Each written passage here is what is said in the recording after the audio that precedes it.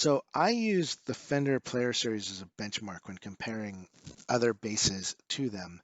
And a lot of times they get beat up because I'm talking about a less expensive bass, right? And trying to compare it to this expensive one. And I'm saying, this is why this inexpensive bass is so great is because compared to this benchmark bass, that everybody knows, everybody aspires to when they're starting out, something you may have some familiarity with. This is where it either meets or exceeds, despite costing less money, this Fender Player Series bass. So, in doing so, you might think that I dislike the Player Series and I think that it's a garbage bass, and that is not the case. This is a very nice bass. Um, it's also, in some respects, was a little bit of a letdown to me when I got it, and I want to cover that, and it might be a letdown to you if you're expecting to, in order to get everything I expected and wanted out of a Fender Jazz bass, I didn't actually spend the money. I got a great deal on it on eBay. I got it for this, actually less than you pay for the Player Series. But, new, all things being equal, you need to spend more than $1,000 to get everything that I wanted and expected and was hoping to get out of the Player Series. And fortunately, at this price point, I just wasn't being realistic with myself. And some of those things that this doesn't do well, other bases that cost less do in fact do well and better. But complete overall picture, this base is probably, better than those bases I was comparing it to.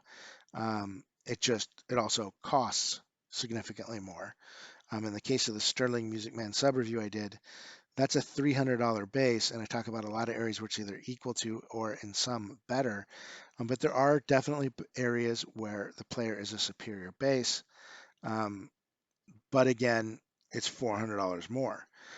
But that's also an apples to oranges comparison because the pickup and tonal pickup style, it's active, it's a humbucker, it's got a totally different characteristic, totally different world of basses than a jazz bass. So you're not comparing a jazz bass to a jazz bass, you're comparing something radically different. So you know, let's assume you're looking for either a Fender jazz bass or a Fender precision bass because you're you're used to that style bass. That's your style of bass that you play. That's what you like. That's what you want. That's what you're looking for. That's your dream is to finally have Fender written on the bass that your bass is a knockoff of it. You finally want the real deal, right? Which is the case for most people looking at these Fender Player Series. They've already learned on something similar. Now they want the real deal. And what most people learn on would be a Squire. So a Squire's a perfect example of the low end Squire Affinity Series version of this bass is the best low end comparison. Now, the best high end comparison to be the next level up, which would be a Fender Performer. And unfortunately, I don't have experience with the Fender Performers. I have to assume they're pretty much on par with the bass that I do have experience with, but there may be some differences tonally. Quality wise, I would assume as good or better. And that is I own a Fender Road Worn jazz bass. I have owned both the Fender Precision Player Series and the Fender Player Jazz Series. I have owned the Squire Jazz Affinity Series, and the Squire I currently have the Squire Precision, um, not recent current production, older production. So in that sense, maybe it's not necessarily. I might be unfair to the Squire because of it. I have a precision bass from Squire, from the Affinity series, from I don't know 2009. And unlike the current ones, it doesn't have the. It's not PJ. It's just precision. Um, so that does kind of make it a little bit a fair one-on-one because these are just precision. They're not PJ. But you can't run out and buy mine unless you find it in a pawn shop. So minor differences from current production. Okay, so those disclaimers aside, let's talk about what I liked about both of these and what I didn't. Well, let's start with the jazz because it's one I played the most. Uh, um, I'm going to focus on that and then mention where it's similar with the precision. The the action on both was higher than I would have liked. I don't think it was lower than the action. I think it was about the same or equal to the action that I got on the Squire series. What's the action? The action is the height above the strings. And so now you've got to, play with your truss rod, and maybe even some saddle adjustments to try and get that action lower, or you just deal with the fact that it's higher because you've been playing a Squire all this time. You're used to that action, unless you went and had it lowered or figured out how to lower it yourself. That's what you're used to, so maybe there's no adjustment for you. I was used to one that was lower, prefer a low action as low as I can get it. It makes it easier to play. So by that, I was disappointed. Fit finish. Let's talk about fretwork. Fretwork is great. I've never had a problem with Squire fretwork, but it can be, it is, in my experience, was slightly rougher than these. These are a little more smoothed out. Neck, the finish on the neck, um, and whether or not the neck was straight. Neck was straight, no issues. The finish was awesome. Um, it wasn't glossy, which is a good thing. Glossy necks are very pretty. Glossy necks are very slow and sticky, and your finger will stick when you're trying to your thumb will stick to the back of it while you're trying to slide up and down and play. So a smoother, not sticky glossy neck is faster to play.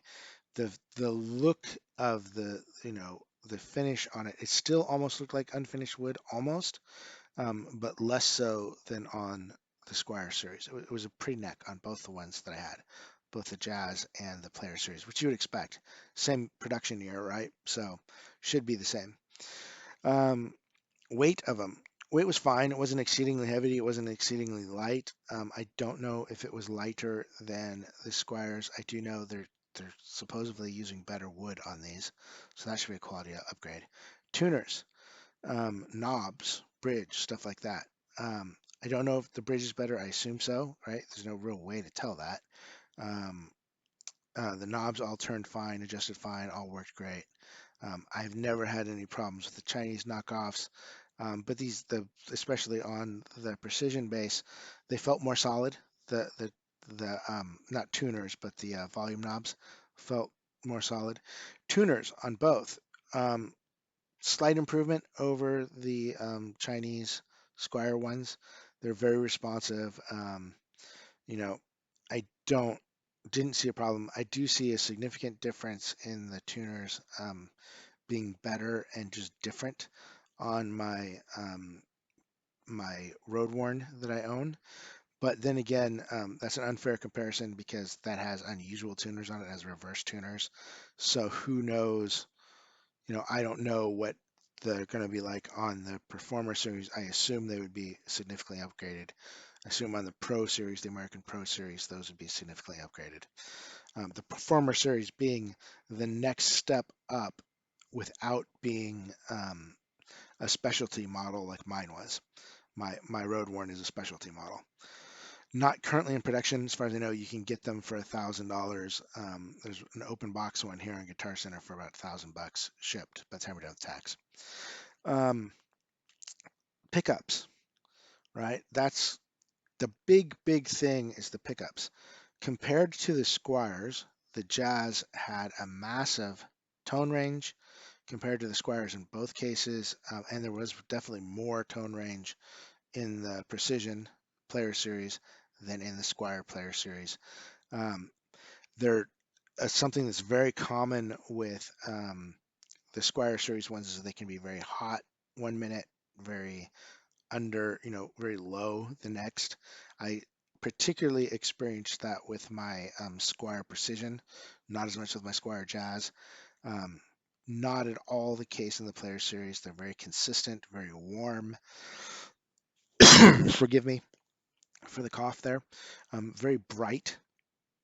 In the case of the Jazz, they're tuned to be very bright, lots of high end, not enough low end in the Jazz for my personal preferences, but way better than what you're getting from the Squire. I mean, the Squire is dull, extremely limited in both cases, regardless of whether it's the Precision or Jazz, extremely limited range of tones.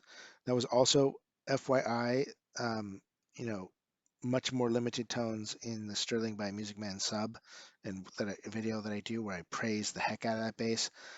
Its range of tones isn't that great. It does have some usable ones. It is slightly on the dull side, especially compared to the professional Music Man's, and even compared to these. But it had what I liked about it versus these, the Jazz series that I was comparing it to, that I was hoping to replace it with, is it had a little bit deeper tonal range. Um, the Road Worn that I have, extremely deep, dark, rich tones that come out of it that you're just not going to get out of this player series, that I assume you would be able to get out of the Performer and Pro series, but can't honestly speak to that because I haven't played them. But I gotta assume they're there. If they're there in my Road Worn, I'm truly hoping that's not just a 60s thing, that that is also present in the professional American made and the Performer American made series. Um, Obviously, the bridge is holding the strings in place. It's not passed through on the body. That's something you don't get out of a Fender until you get to the American Pro Series. Um, and there may be a few specialty models where they also added it. Um, so let's talk about a little detail about the precision bass. You get that very classic Fender precision bass sound when especially if you're using a pick on those strings, you can get that out of this precision bass. What I dislike about precision basses in general is they have a very thick neck at the nut, and that is not my personal preference. I find I have to work harder, and I believe most people would agree with that assessment in order to play it.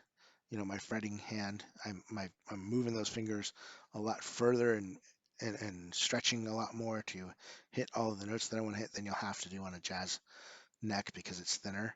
So in that aspect, I liked it. What did I dislike, especially about the jazz? The extraneous noise. There is lots of clicking, clacking, and clanking going on with the jazz bass in particular. Um, Not that you're not still getting it out of the precision, you just don't get it as much. And that is the case with the Squires as well. It's a very noisy bass that you would assume isn't, if you only played these two, is normal for a jazz. It isn't. The higher end ones do not have a lot of extraneous clicking, clacking, and clanking going on in addition to the note that you're trying to play, right? They all have a little bit of that. I am not exaggerating when I say that a person 3 rooms away came to my door, knocked on my door, and said, "Okay, you need to knock it off and stop playing. You're keeping us awake." And that was with it plugged into headphones. And yes, with the headphones plugged in, I could hear it. It wasn't totally distracting, but I knew it was there. So that is my complaint. Other than that, the high action lack of the deep tonal range that I wanted, still made awesome, beautiful, lovely sounds, just didn't quite have the deep end that I wanted. And the clickety clacky clanking, um, those sound like some pretty serious complaints, but they really aren't. Like most things that are cheaper aren't going to sound as good tonally and still have all of that. So, in order to get rid of that, you have to spend at least $1,000. So, you know, my point is when you're getting this coming from the Squire series, I think you'll be very pleased. If you're expecting it to be the $1,000 and up quality, it's not, unfortunately. And those are the reasons why it's not. So hopefully that's helpful. Please feel free to comment your own opinions. Tell me that I'm nuts. Tell me where I'm wrong. Tell me, why you like the Precision better and the Player Series is the best ever, if that's your case. If you think that it's made in Mexico, that's the issue. Well, my Fender Road Worn is made in Mexico. I'm told it's actually the parts are made here in America. It's assembled in Mexico, but still, it says made in Mexico on the back of it. So obviously, that's not the issue. You can get an amazing quality bass produced out of that same plant there in Mexico. So in any case, please like, share, offer your comments, opinions. We truly appreciate your time.